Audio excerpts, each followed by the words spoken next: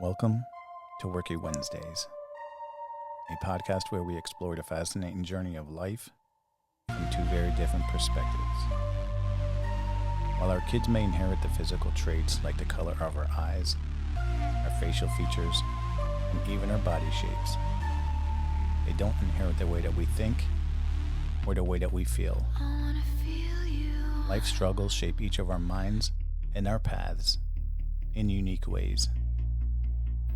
Join Junior and I as we navigate this journey together, sharing our diverse opinions on various aspects of life. We'll also bring on inspiring guests to discuss what motivates them and drives them to succeed, help them become the best versions of themselves, and share their message. Tune in as we dive deep into these conversations, bump heads, bond, laugh, and discover the beauty of different viewpoints. Now sit back, relax, and enjoy the ride. Welcome back, everybody, to Working Wednesdays with Jesse Jr. Jesse Sr. And today we have I'd say this is probably one of the more important episodes of the show, man. And we're coming up on the end of the year here, so I think this is a good one to go out with. And bringing on the guest today, Dad. Mr. Joe Alercia. Welcome, sir.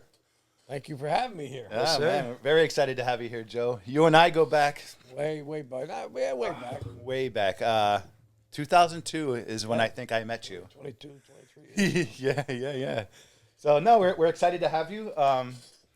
Joe is in the private investigative or security industry, and we're going to dive deep into that. He has a decorated career stemming over 50 years. Am I accurate in saying that? 54 years, yeah. That is absolutely incredible. Straight. And I cannot wait to look a little bit into that, Jesse. Yeah, I'm excited to dive deep in with you today, Joe. I mean, I've known you since I was, about way big, man. So it's finally, I'm actually really interested to see where my dad got some of his talent from, man. Seriously, because I've heard a lot of good things about you, sir, and I know you kind of impacted my father's life in a really great way, and a lot of the things that you taught my father also passed down to me. So I'm really excited to dive deep in with you today, man, and let's have some fun today, man. Yeah. And you hit the nail on the head too, Jesse. Yes, sir. Joe kind of was my gateway or my pathway into the security industry. Right. I worked for him way back. Yeah. And then we kind of cut the cord when I started we were doing covert surveillance operations and hidden camera applications. And that kind of became my niche. And then eventually, and he was so supportive way back then. He was like, do it. Your interest was so great. Yeah. Beautiful, And, man. and Beautiful. I have a lot, over the years, I've had tons of interns from various colleges, and some of the interns, since the 70s, some of them became state police officers, some of them became lawyers, some of them became judges later on. So I saw your dad's interest, and I'm always there to, no matter what, I'm always there to help somebody. Damn straight, man. Yeah. That's awesome. Yeah, I'm super excited for this. So, that being said, I'm not. This is pretty cool. This is gonna be a cool one for me, man. Yeah. So, I mean, as far as the surveillance thing, man, I'm really excited to dive deep into this field, man. This is. Yeah, so let's jump right into it, Joe. So just curious, I mean, you have a long, decorated career, so I'm just curious to what actually led you to start a career in the investigative field? As you know, I was in the Marine Corps in 1959. You were a former Marine, fellow Marine as well. And I actually, when I got out, I took a course. I took a little home study course way back, way back to first started in the 50s, whatever. And I got out and I sort of liked that. And my stepfather, who was a doctor, one of his patients was a private detective. The Coley Detective Agency was founded back in the 40s. So he hooked me up with that. And next thing you know, I got into that. I apprenticed for like about 5 years with him. Mm-hmm. And since prior to that, during that time, I had got a licensed private investigative school, which we'll talk about later. Mm-hmm. And then it just grew from there.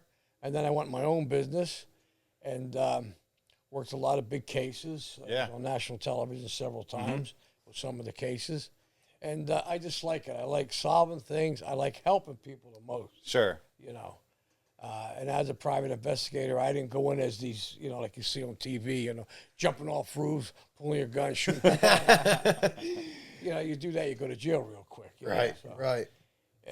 Do you think with your military experience, did that shape your approach to any investigations? Yeah, absolutely. The military, the Marines, back then, you know, we were taught discipline. We were taught discipline is a key thing, and to not just take anything for granted, and you know, discipline and order, things in orderly fashion, stuff like that. So the military absolutely did help. Which you rode my tail when I first started working for you. You were very vocal.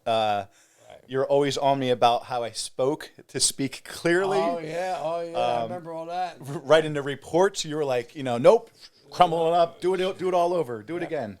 Yep. So it's, and again, those are the things that helped mold me in my career. So let's rewind, Joe. Let's go back to the early days, right? So I'm interested to hear like a particular case or moment that you did way back then that helped you solidify your career, that said, all right, you know what, this is me, I'm going to stick with this. This is it, right. Yeah, I'm excited to hear this one, man. I've heard so much about you, Joe, man, so let's... It's... And it could be anything, like if it may be something that attracted you to following somebody or something. Like, well, it was putting closure on things for people. Like there's some cases that weren't solved, and I worked a lot of cases from a federal level down to a state level. I've been court appointed by the federal government, court appointed by the state. And like there's cases that I didn't solve, but I did. What I mean by that is at least I put closure for the people. Right. And I got a lot of nice letters. I mean, we'd have to be here for 12 hours today, 6 weeks in a row. So I can't go. And of course, this is all unrehearsed, so I'm trying to pick from my mind. And there's like cases saying like there was a death, okay? And which I'm working with several death cases now. And they're going to be very difficult. A murder case from 1985, but these people realize that I may not come up with anything to solve it per se. However, putting closure on something and know that it was investigated again and things of that nature. So that's what makes me feel good. Yeah. You mentioned some of your cases, very high-profile cases. Right. Some shows that your investigations were highlighted on. I know Unsolved Mysteries was one of them. Unsolved Mysteries, a few other shows. The most recent, and now that we're into that, that's a case that I worked on for 30 years. Jesus. Okay? And from the start, and I'm going to back up, when I start working on that case, I didn't try to work against the police. Okay? I tried to work to get enough information to give to the police, which we did do, but they, you know, blah, blah, blah, all that jazz, right? So anyhow, just recently, I was on, I think, I don't know if we can mention it on the air or not, but on Discovery Plus, that aired. And about a year and a half later, the decedent's sister got a certificate from the, what do you call it, the forensic pathologist's office, okay, in the state of Maryland, saying, no, we're changing this to undetermined. There wasn't enough evidence on the initial investigation by the authorities to show that it was a suicide. And that was based on all the evidence and all the things that I have gotten initially. Yeah. So there we are. Did we solve the case? We have a suspect who the murder was. Sure. However, but we at least put some closure on it, and they know now that it was not suicide, that it was murder. Now it's up to the police to take it from there. They have to open. They have to reopen the case. That is so insane. So that's just one area. Yeah. So just going back again, Joe. So did you, your first case? What do you remember? What your first case was, by any chance? If you don't mind. The first big case. How about that? Like your first memorable case. Like as far, because when you knew this is what you wanted to do, like what was the moment that it was like, all right, this is me? Well, it was another case where the authorities ruled it suicide. And this was, I'm assuming, X amount of years ago. Yeah, this was X amount of years ago. Okay. And the pathologist's office, they had statements from people, that they figured that he died from like say 12 in the morning. I'm using some 12 a.m. to 6 a.m. Sure. He was dead. But then I had gotten statements from people that seen him at 11 o'clock that morning. So what happened? Now I go back to the coroner's office, okay, and says, then they say rigor mortis can set in if the windows are open and it's cold out. So rigor mortis sets in, and then it reverses itself. Okay. Okay. So why did they look at that? Okay. So ultimately, yes, he did commit suicide. Right. But initially, when you go to the clients or the people, you're saying, well, no, he was alive. They seen him alive. And then maybe the coroner's office should explain to them, but they didn't. Bringing peace of mind, ultimately. Again, what you do best is you close things and you give the family peace of mind. Peace of mind, right? That's incredible. The shows that were the show that you had mentioned, or I'm sorry, the case that you had mentioned that the pathologist just sent back and said we're reopening it, or it wasn't a suicide, it was a something else. There was not enough evidence to show it was suicide. Right. I mean, that's overriding all the other pathologists in between there. Sure. And I also had the body exhumed brought up here to Allentown. Oh my goodness. That was where one of the most Dr. Isidore Mihalikis, he was a well-known pathologist, said there's no way that he was dead before he hit the ground.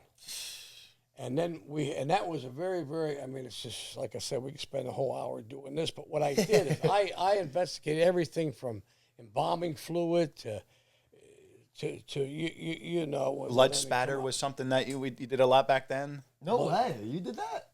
But what it was, the Dr. Mihalikis, we had the body exhumed and brought back up here.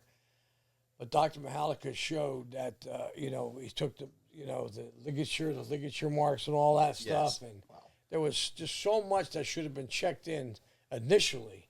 These are all things that I try to bring to the authorities, but of course they couldn't find a tree that he hung himself from, because you could see that it was staged. Right.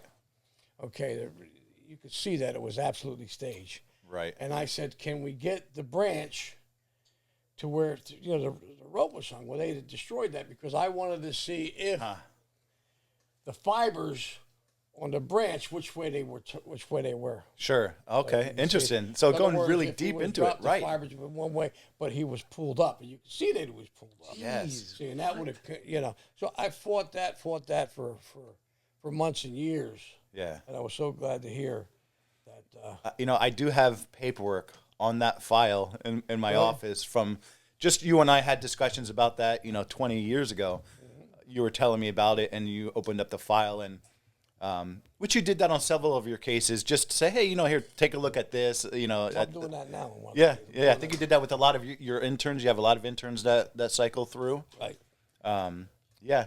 Actually, so I think I have there's something I want to know, Joe. So this line of work is pretty intense, man. I mean, for certain people, I'm not sure, it's not made for everybody. Has doing this job affected your mindset? Like, what kind of mentality does a man need to have to be able to face those kinds of cases? I mean, has that affected you mentally at all, or? Well, no, it's like you have to be you have to want to do it. Like this here, then they would counter me, and then I counter them, and I could be driving down the road and think of something. You have to be you're like a boxer. You're like a champion boxer. You get in, you just got to keep fighting and fighting and fighting. Because not because you want to be a hero per se, okay, but it's in a lot like a good attorneys and good police detectives that solve some of these cold cases. They're saying, they're like, you have to have that mindset. No, this was wrong from the start. I'm going to solve it, and that's what you do in the private sector. Right. Which balancing that lifestyle, both from personally and professionally, in your profession, you know a lot of secrets about people. You have very high-profile clients. Right. I mean, that has to be challenging, say, going out to eat with family or friends and not talking about a meeting that you just had with a very high-profile client. Like, that's, that's crazy. That takes a certain character to be able to do that. And that brings up, one of the major cases at one of the major crime families, people that I don't want to talk about too much, but I worked defenses for them, and everything's got to be Hush, hush. hush hush. Sure, yeah, and that's yeah. I just visualizing it, and then you go from that to a missing person case. Sure. And you go, and after 54 years, of course, I'm starting to get a little, Yeah. But I want to quit, but I can't quit. I just picked up a murder case. The people, as a matter of fact, they saw me on the TV show, and they're from Philadelphia, and their mother was murdered in 1985. Mm-hmm. So they come up to me a couple months ago and said, listen, it's going to be difficult, because a lot of evidence is missing in a lot of cases and so forth. And they said, no, we just want you on it to see what you can come up with. Yeah. You don't want to guarantee anybody anything.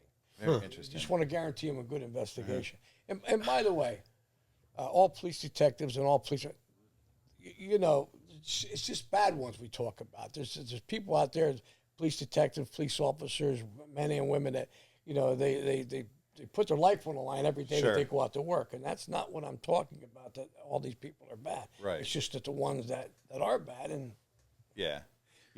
Jesse, you talk about his first project, what hooked him and what excited him about the industry. I can tell you about the first one that I did for Joe was we were working on the case was a husband and wife are getting a divorce, and he was paying her alimony or something like that. Yeah, and there's those domestic cases, which I do. Yeah, so you don't like doing them kind of cases, but back then the lawyers needed the evidence, right? Damn, stuff like that. So hold on. So he wanted my job was to prove that the female, the woman, the wife, the ex-wife was working or capable of working. So I went to the Allentown Fairgrounds. Yeah. And I needed to get video. Now, again, this is what the lawyers wanted. So you can't just walk into a place, an establishment like that and start recording everybody. Yeah. So I actually climbed into the ductwork, got up and elevated. I was in ductwork that was holding my weight. And I was able to, through the grade, I was able to get video of her working, changing money. It was like a small jewelry store.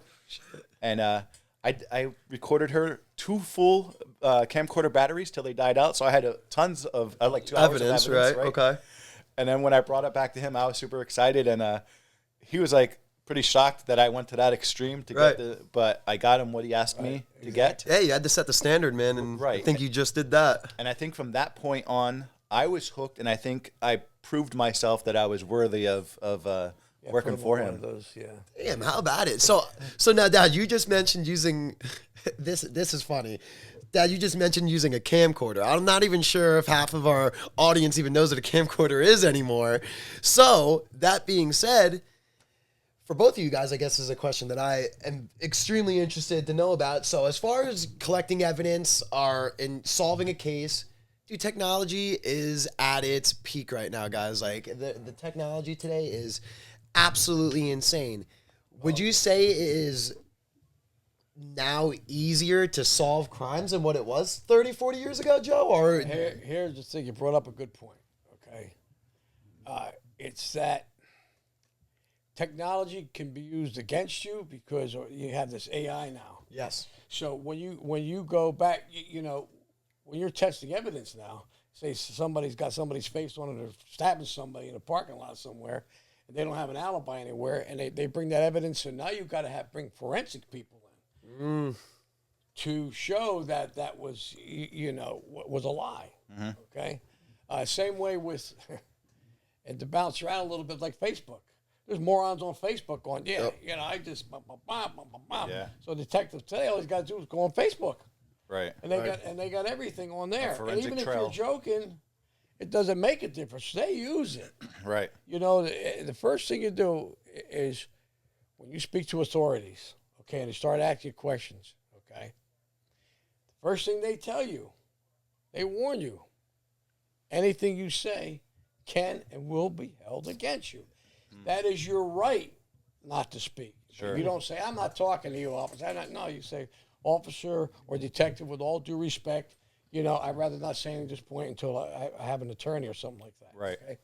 Or I'm appointed an attorney. Sure. Right. Because in the same way on Facebook now, you could be joking around, and they could use that and hold that against you. Yeah. Damn. And the telephones and the computers. I mean, the first thing to do is they come in and take your computers. Yeah. So I guess it's only gotten easier. Yeah. Man, back then I used to fabricate cameras for doing like cash register theft for applications that Joe brought on. Nowadays, you just go online and you buy a pinhole camera for $40 and call it a day. Crazy, man. Everything has changed. Crazy. Yeah. It's come a long way. You need a lot more. You need a lot of counter stuff. It's just crazy out there. How do you approach like training now? And again, this is back then and now. How do you approach, and did you approach training new investigators? Was there a process for you in bringing in new people into the industry? Oh, yeah. It's always, particularly with the, and again, since the late 70s, I've had interns from major colleges, universities, stuff like that. And most of them are pretty hip, with the new Technology and stuff like that.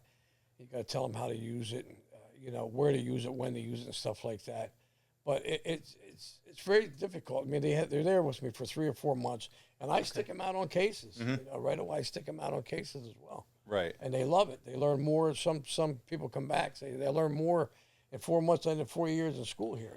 And I remember that about you too, is that you literally gave the hands-on approach. You kind of like threw them in a fire, and I remember you telling me back then that it was, and you mentioned it earlier, it was really about they might see something or hear something or have a different mindset on something to where you as being fully experienced. So it was adding a combination of their viewpoints, your experience, and then kind of collaborating and putting it together. What I always tell them is you don't believe anything you hear, okay? Very little of what you read and only half of what you see. I like that. That's what you got to do. Yeah. You have to do that. Otherwise, you could. I was telling you, take 10 people, put them in a row, okay, and tell them a story, okay, and then by the time you tell him a story, then he tells that to the next guy. By the time you get down to the 10th guy, it's almost completely turned around.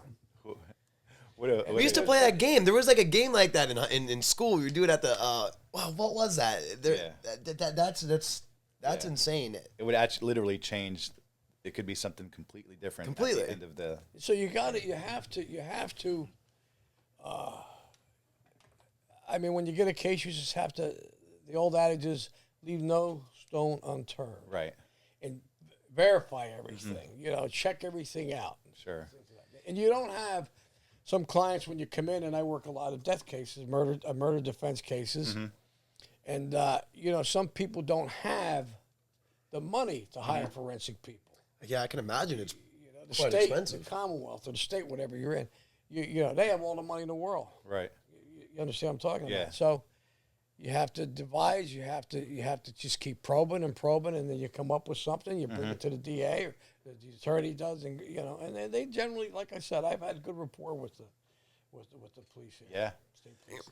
I remember way back, another way of educating people into your industry, into the detective industry, was you actually created a school from scratch. You were the founder of. Right. I had one of the first licensed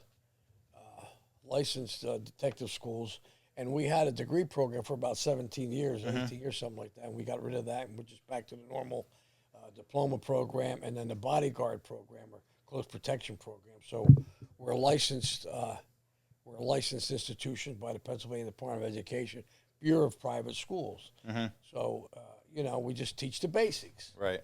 We teach the basics. That's all you can teach. And just, man, through our relationship, the numbers that went through those schools over the years. And I remember as someone new would come, like you had all of the books, like it was the folders, like it was a large process, and it was a very detailed school. And one of the questions is always asked, and bringing up to school, is that do you need to go to college? Do you need to go That's become was a my next PI question, and yeah. stuff like that? Not really, but you should take some training. I mean, in this state here, you have to be, well, if you retire from state police, state police detective or the police force, or you have to have 3 years in with the detective agency, okay, 3 full years in apprenticeship to apply for your license. But there's just so many things, courses you could take out there. Right. You know, but you have to apprentice. You have to have some kind of a background in it. right, and you being a licensed investigator, like that really separates you. Your license, I think a lot of people out there don't realize the power of having an investigator's license. You need that license to do Right. certain things, yeah. Guard duties, like you're able to have all of these businesses where somebody on the street just can't walk in and say, "Oh, I'm gonna be a private eye and start a guard company" or anything like that. It's just not You possible. can't do that. No. Right. It's particularly, I'm licensed in Pennsylvania, New York, and New Jersey, and formerly in Massachusetts and North Carolina. But the North Carolina and the Massachusetts license, I just didn't renew this year after 20-some years because I'm not down there that much. But I'm New Jersey, New York, and Pennsylvania. And New Jersey is very stringent when it comes to licensing, and particularly guards. You have to have so much training and stuff like that. you Right. know. Yeah.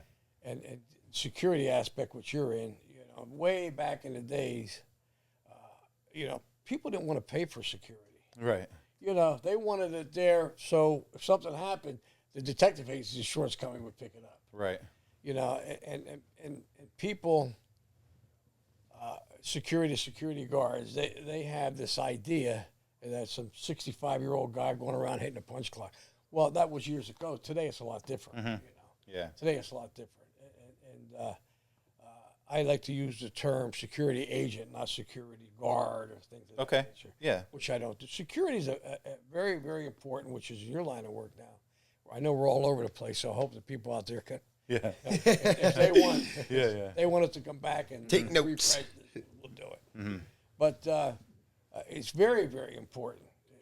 It's, you know, it's years ago, like I say, people with security were, nah, we don't want security here because then the people won't shop here. They'll think there's all kinds of problems. Today, they want security there. Right. You know, years ago, it was like, oh, man, they got discarded. There must be problems here. I think, but yeah, particularly today's day and age, people have changed their mental, mental thoughts on it. 100%. Right. And then, like you say, the security cameras. And then, you know, when they were starting to put them out, you know, like in cities like in Allentown, and people go, oh, I don't want that, man. You know, blah, blah, blah. People spying on me.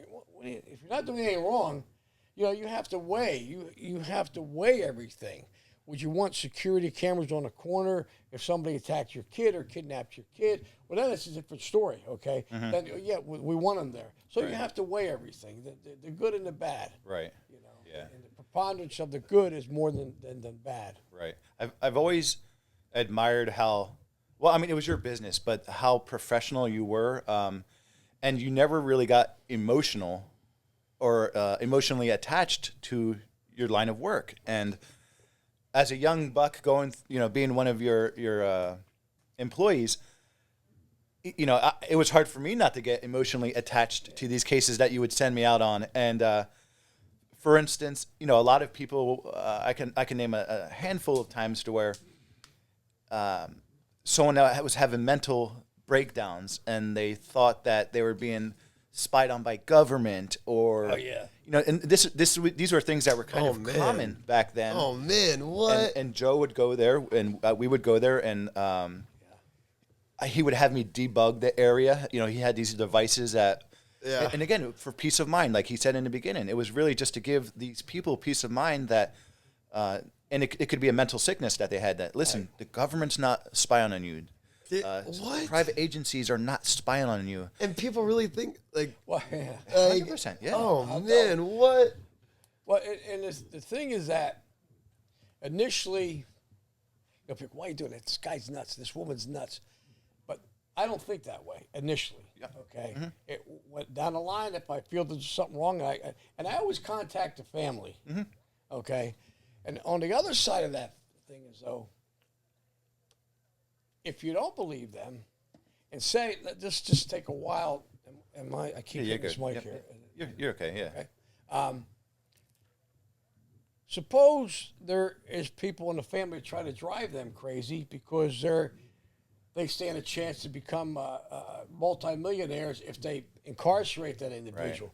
Right. That doesn't happen all the time, but so that's why you have to check it out. Never, ever think that somebody's crazy. Yeah. And then down the line, if you see this, like you said, you say, listen, we debugged your house, okay, or I'll send somebody in, to debug the house, forensic people. Your phone's not bugged. Your phone's not thing. We try to show them everything that's not there, okay, so they can say, yeah, now I feel relieved, like you say. Okay. Right. But, you like I said, with the computers and the phones and the GPSs and all the stuff, I mean, it's it can get very, very entangled. I feel like I'm on an episode of Criminal Minds, man. This is crazy, man. That's literally what it is. Yeah, and we're jamming too much in here. I know. So maybe some of your listeners, I mean, do they contact you? Maybe they want you to expound on a certain area. I'm trying to jam. Exactly. Hell yeah. And we could, this is such a broad. What you do, Joe, is so broad, and there's so much entangled there. And I'm adding my bits and pieces from my personal experience with working with you over the days. And but I would say 9 out of 10 of those cases, never was there a bug found. I was just gonna ask that. So that was what I was gonna say. So did you ever find anything like pretty crazy like that? To digress, a couple times we found bugs in the woods, stuff like that. But the bug, you know where that term came from? Huh. Back in the 50s. Well, we're jumping all over. Sorry, we're jumping all over. I got to think when I can. And when it was it was a woman. Okay, there was way back in the 50s. There was a big computer, whatever it was, and it was not functioning properly. I'm giving you the microwave version of it. Was not functioning properly. So this woman went into the back of the computer, and there was a bug, a real bug, that was jamming that computer. No way. And that's where the bug came in. Interesting. So now, Interesting. I have one more question for you, Joe. Personally, because I'm sorry, this is all so crazy to me, man. So we went from murder, right? So you've had all these memorable cases. When someone calls you or you get a job, what is your beginning start to the job? Do you have the same process to every job? Do you go through the same process, or is every job completely different? It depends. Yeah, every job is completely different. Again, if you're going for a custody case, or from there to a missing person case, or to a murder investigation, or homicide investigation. And how do you prepare yourself for that? Well, it's just nothing is the same. They come in, I do the same thing as I did, and I just sit there and I gather all the information, and then you take all the information down, and then you start asking them questions, so forth and so on. So it is a process. I'm glad you brought that up. Right. It is a process. You just, some guys, guys say, I just left the detective's office, and he just said this, that, give me a retainer. Right. A bunch of he said, she said. So they come in, and I explain to them. I explain to them, what my rates are, what the retainer is, so forth and so on. And they got to come in, and I got to dissect everything. I got to spend time with them. And then as you progress with the investigation, there's always questions coming up. So, if you're working 5 murder cases, I'm working 3 murder cases now, 3 defense murder, but I have somebody helping me. At once? Yeah, at once. And I'm not going to do it too much longer. But and then I'm working on a death case, which we think is a homicide, which we know is a homicide. Now we have to show the DA. And then I'll tell you that case from 1985 that they want to put closure on, so forth and so on. So and there's that times that that you get you go from this case to that case to this case. So you have to maintain a good mental. Sure. Your memory's got to be good. But getting back to these people, once we show them that, listen. Of course, some people go, no, I know. And then I call a family and say, listen, we're not going to take your money anymore. We're not going to investigate anymore because there's nothing here. Right. I know someone will say, good, that's what we want. Mm-hmm. So it's good and bad. Interesting. Out of your extended career, were you ever, I'm sure you were you ever really surprised at a case? Like, as you were investigating it, does a specific case stand out to you that was like, boom, like, oh my God, I cannot believe that this happened? Or like, did you uncover something that was like just super surprising to you that you couldn't really believe? Nothing ever really surprised me. But to answer your question somewhat would be, yeah, that it was more than I expected. Okay, like the suspects and stuff like that. And to find out, it was more than I suspected. One of the other questions is a lot of people ask is that, do I get threatened? It's actually interesting to think about. And I blow it off. Say, right. You know where I'm at. Yeah. I'll blow it off. Because you have to go to court.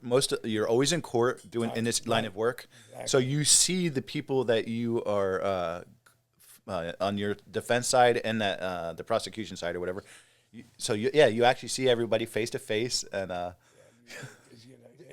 does this line of work affect your relationship with your family? Because I know you are a father as well, Joe. I mean, we don't have to get too crazy, but has that ever affected in your personal life? Well, it has in a way, yeah. But you have to overlook that stuff. When I come home, I have to leave.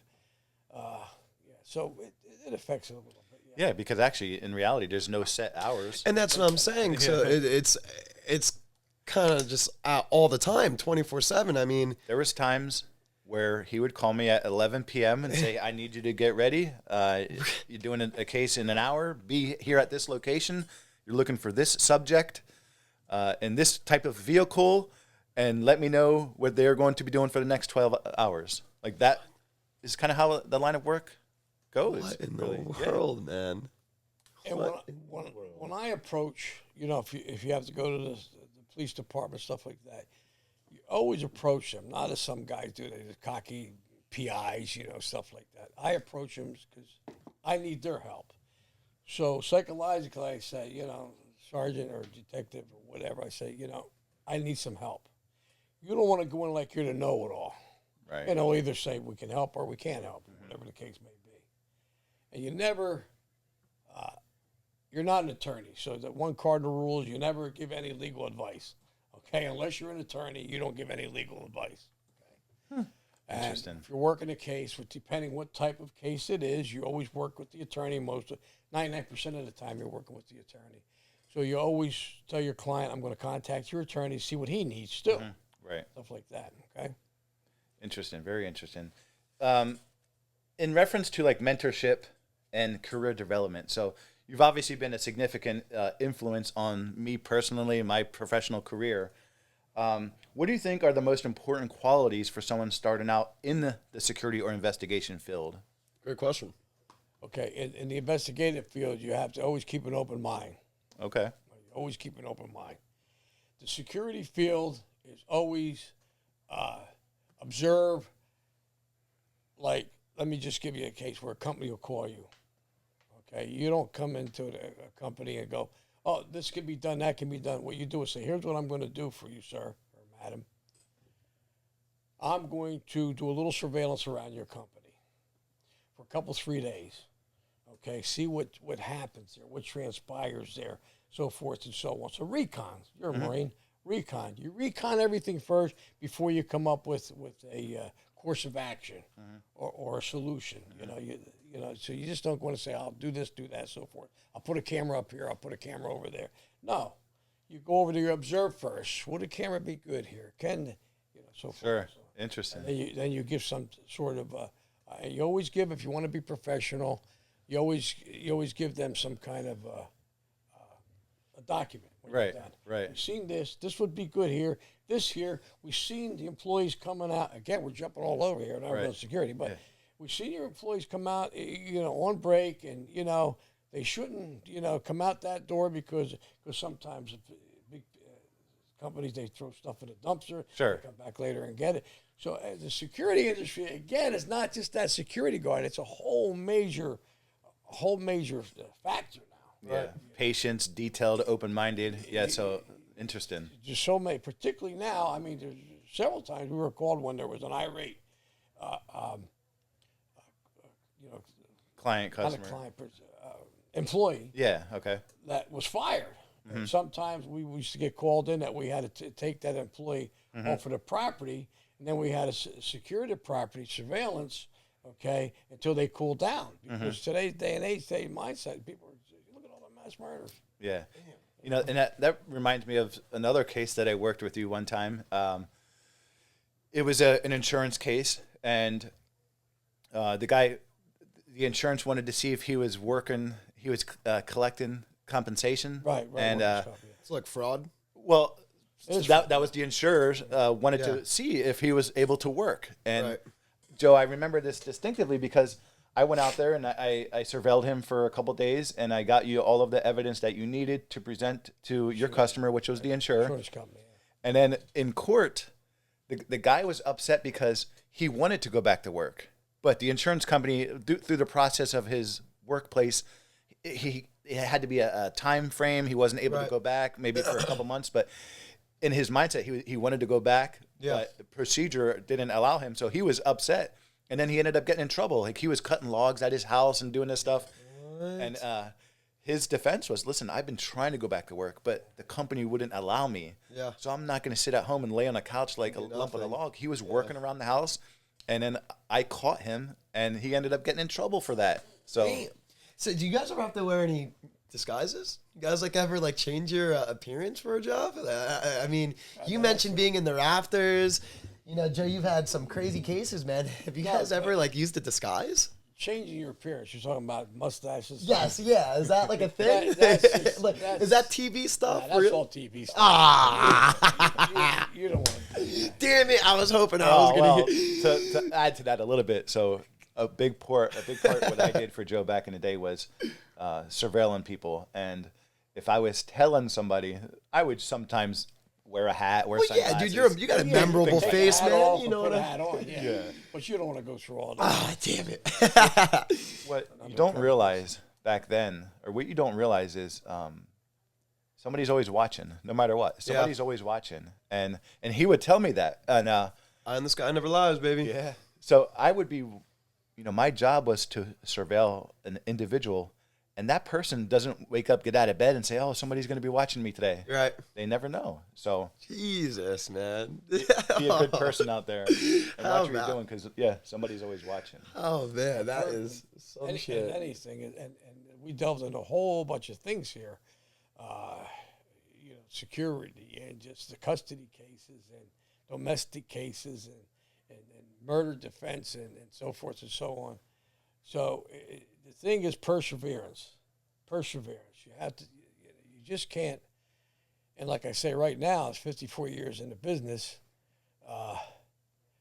February I'll be 83 years old, and I want to, but I can't quit, because every time I go to try to quit, or it's just something else, and they want, So one more. I know. I'm just so intrigued by this, man. So, Joe, do you have a favorite? Is this? I don't know if this is a stupid question or not, but even for you, Father, I actually want you to answer this too. Do you guys have is there a certain type of case that you like working? I mean, because there's homicide, fraud. You're mentioning husbands and all this stuff. Is there a one you like to do? The murder cases. Yeah. Criminal defense cases. That's what I like to do. Yeah. So you've always since I've gone, since I met you, Joe, you're like, how would I describe you? Like, you're very detailed, philosophical, if I'm saying that right. You could be like an author, write books. You had like talk shows over the day. I read a couple books and a few movies. Yeah. You've always been. I always told him, I said, you brought that up for yourself. You were like timid at first. The way you questioned, I said, don't be timid. You can't be timid.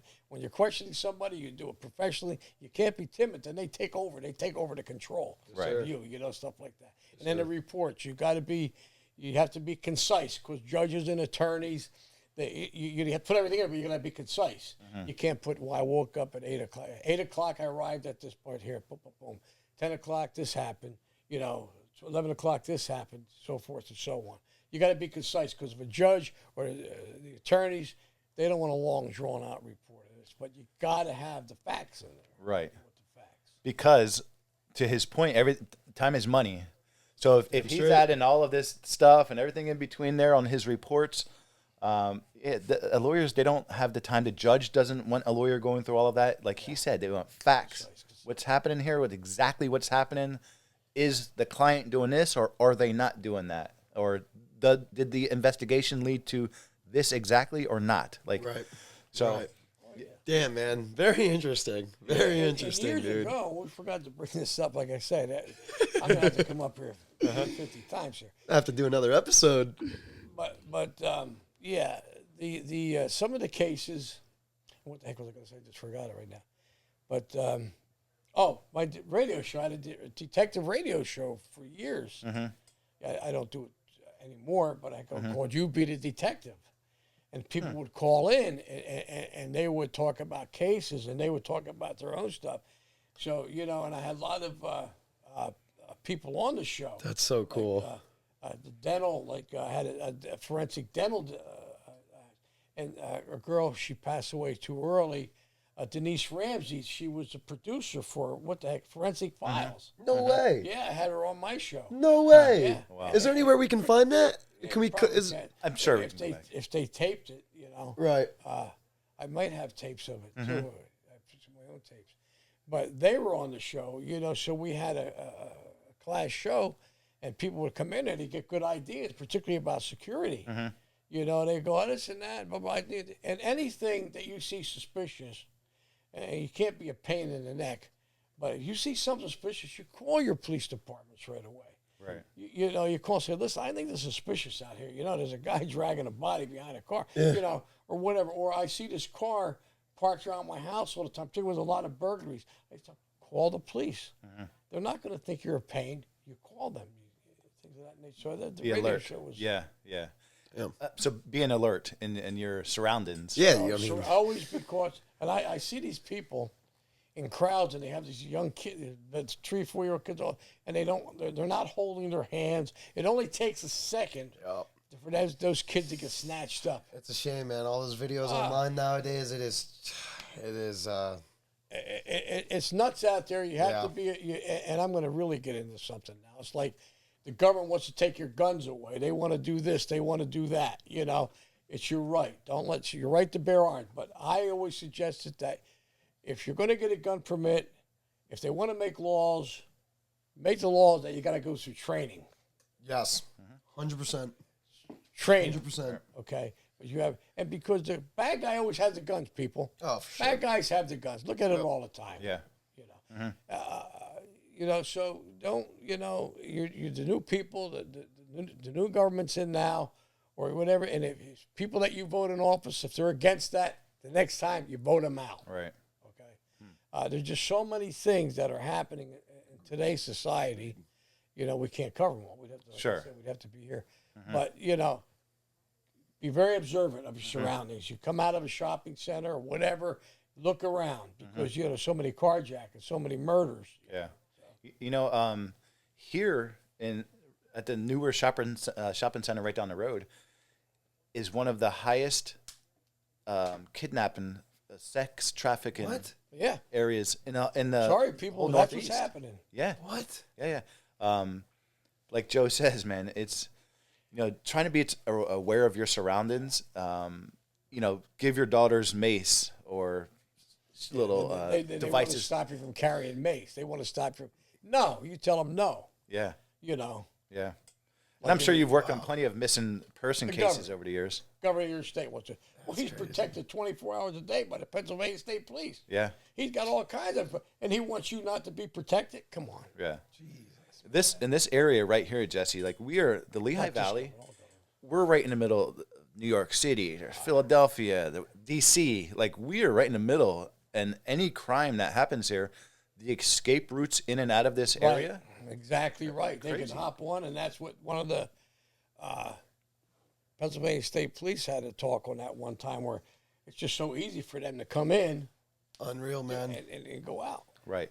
And it's organized crime. People don't realize that. Like, there can be organized crime rings that are targeting this area because of the accessibility in and out. We should have got Joe on the Diddy case, man. You would have solved that real quick, man. Which case was that? The Puff Daddy case going on right now. Oh. I'm sorry I brought it up, but it's been on my mind, man. They got some of these celebrities are, they're a little bit of a wacko. Well, some of them are, but some of them because they make a lot of money, and then they do a couple stupid things, and then people see money in it. But and that's another thing. Yeah, there's. You think a lot of it's about the money? Huh? There's things like, particularly in the political arena. I like it when these people come forward 50 years later. Oh, yeah, that's he touched my leg. Right. If something happens to you, okay, and you do not report it right away, then that's on you. Yep. And there are certain laws with that.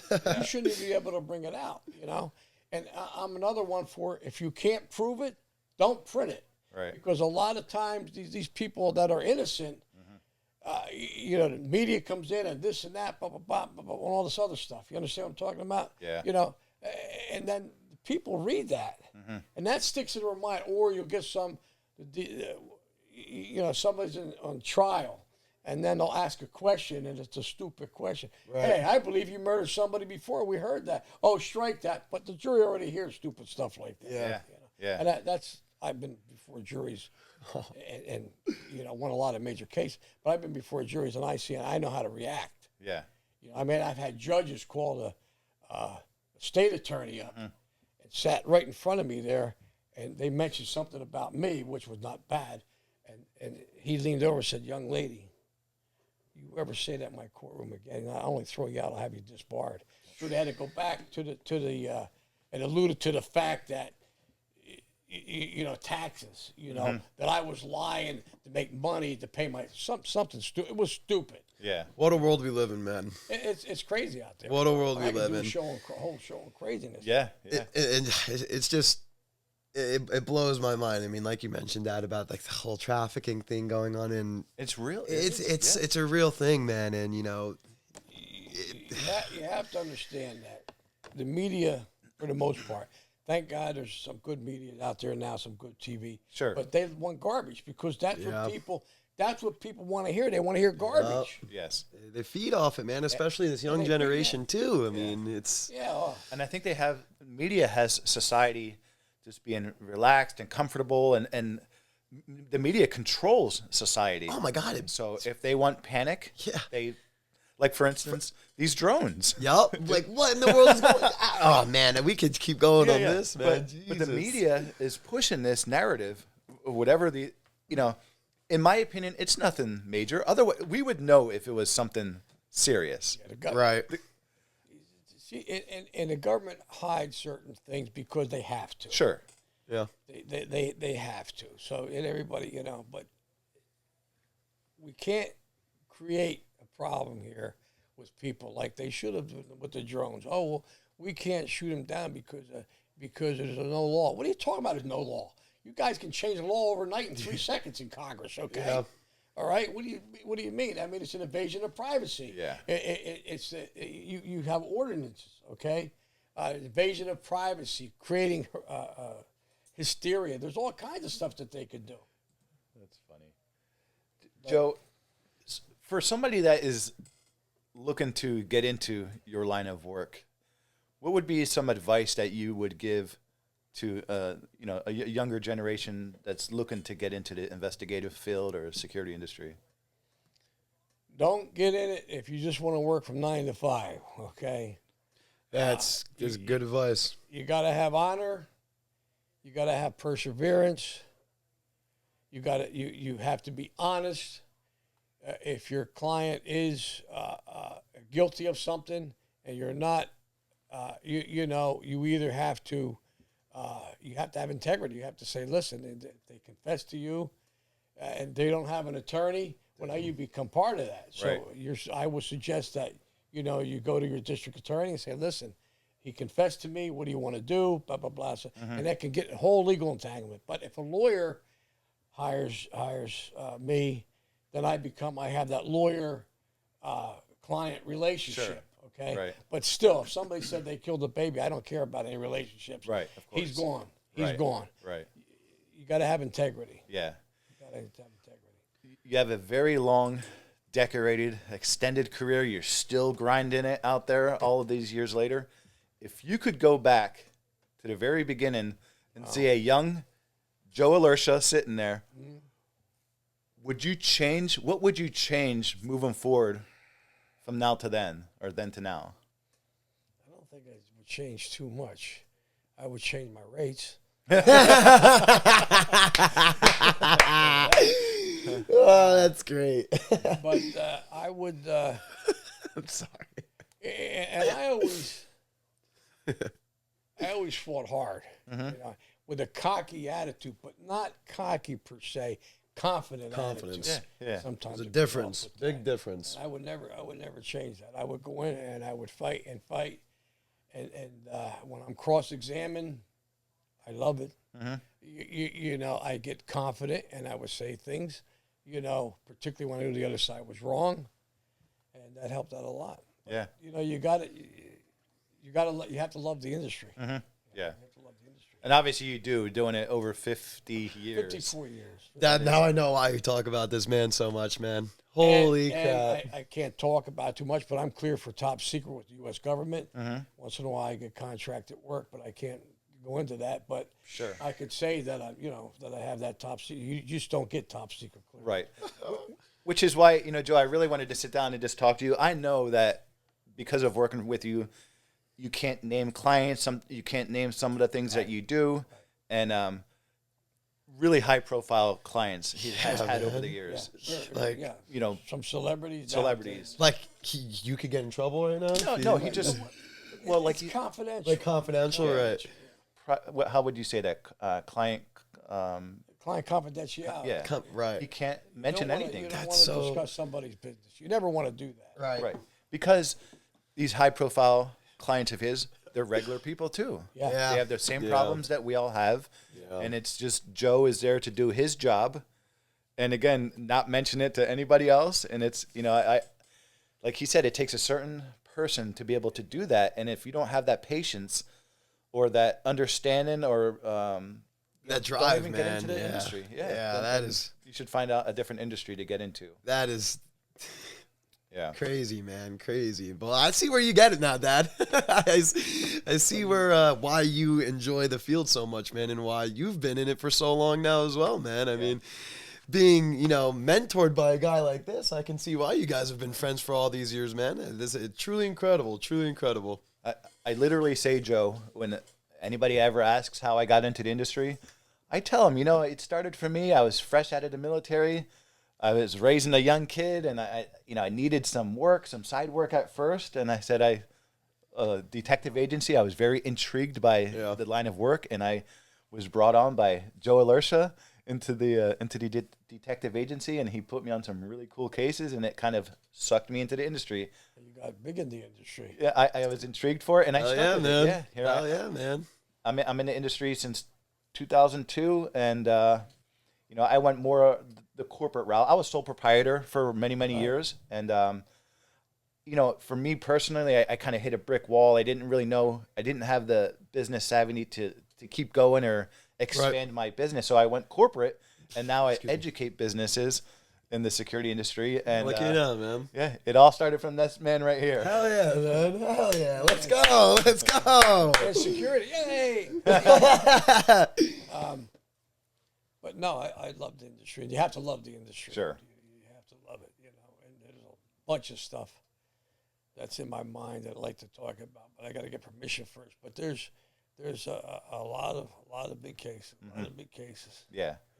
Yeah, and we'll talk about some of those things off microphone. Camera. Hell yeah, man. Yeah. Hell yeah, man. This is dude, what an episode, man. Holy crap. We could have went so many different routes with I this. feel like we could keep going. We could go for hours, but I just, you know, it's Joe, I'm grateful that you stopped by.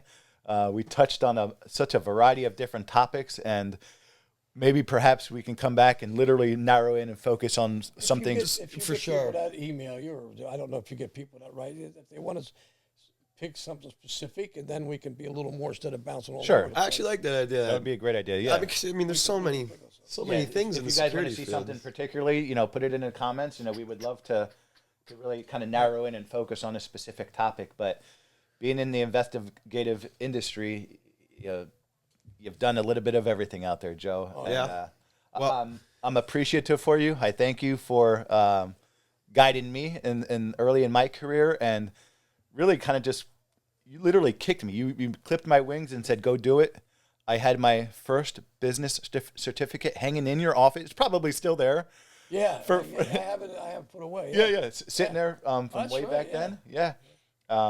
So thank you for everything. Thank you for all that you do for our industry. I know you're a voice in our industry. You're an advocate for many people getting into the industry, from educational to personal experience to coming in and doing internships. Oh yeah, man, absolutely. And then just touching up on that, Joe, I really appreciate you coming on the show today, man. It was really cool to learn.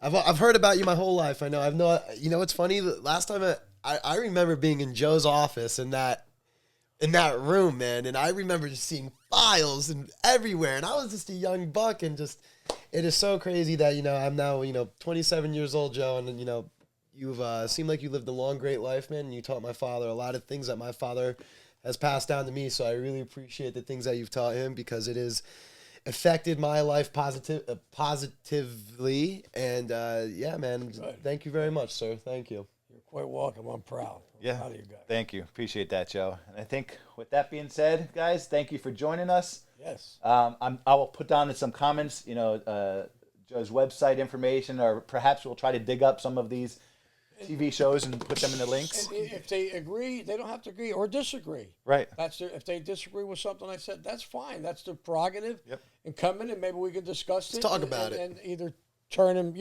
Right. to show why, Yeah. What a way to end the year, man. What an episode to end off 2024, man. Seriously, Working Wednesday podcast, man. We're doing it, man. This is absolutely awesome, man. We're coming up on the end of the year. It's a new year, and we went out with a bang today, boys. Rock and roll. Hell yeah. Merry Christmas. Happy New Year. Please like, subscribe, and we'll see you next time. Later, fellas. Thank you so much. That was good, man. That was awesome.